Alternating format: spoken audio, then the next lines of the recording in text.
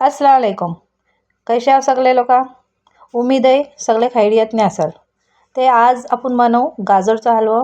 सर्दी आल्याच्या नंतर सगळ्यांना हवा असते गाजरचा हलवा. ते आपण ह्याला बनवूया. ह्याला लागणारी चीजे बघूया. सगळ्यातलं पहिले ते मी घेतलेले आहेत 2 किलो गाजर.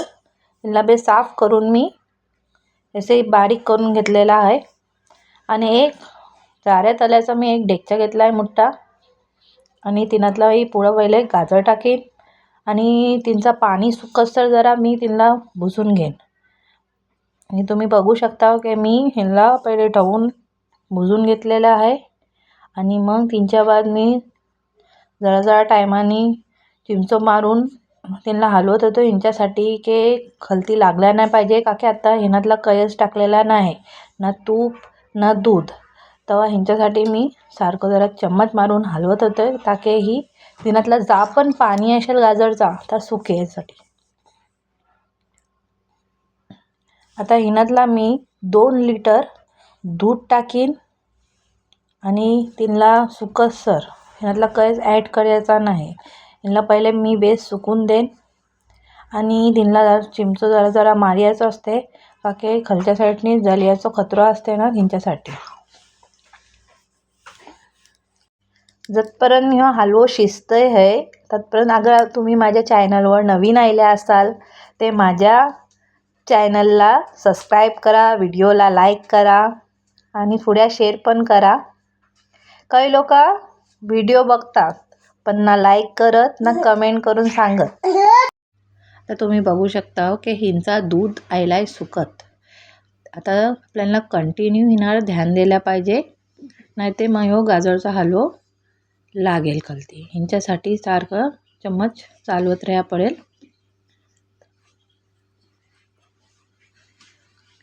जेव्हा एकदम साफ सुकल्याच्या नंतर हिनातला आपल्याला टाकायचं आहे तूप.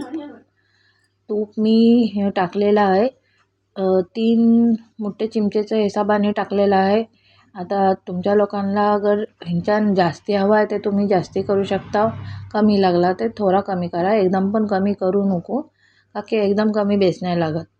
आणि ह्यात टाकले मी आता दालचिनीचा एक मोठा तुकडा टाकलो आहे. आणि बदाम कापून ठेवले होते ते टाकले आहेत.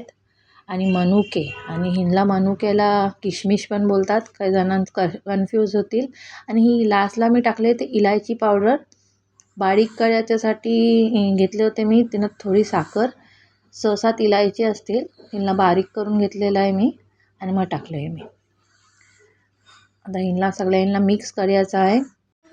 आता ह्यांच्या बाद आहे ना मी ह्यातला टाकीन मावा.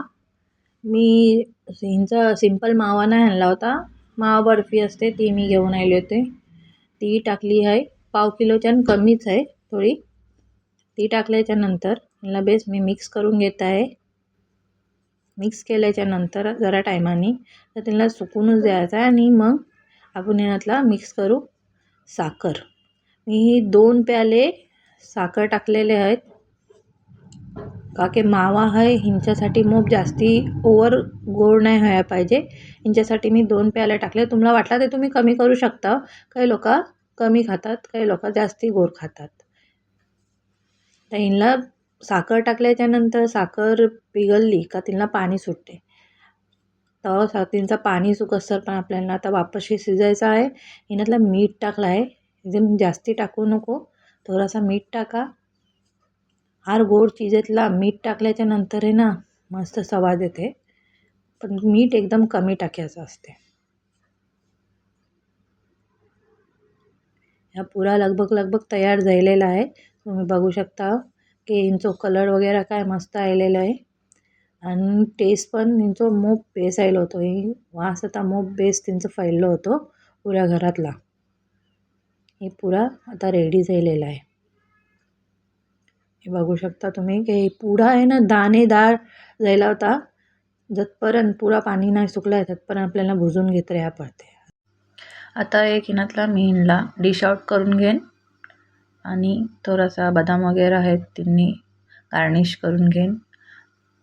तुम्ही लोक पण घरातला एकदा ट्राय करा, ही मग बेस बनते टेस्टी. अल्ला हाफिज. दुआतला मना याद ठेवा आणि एकदा घरातला ट्राय करा आणि मला कमेंट करून सांगा कशी बनली रेसिपी.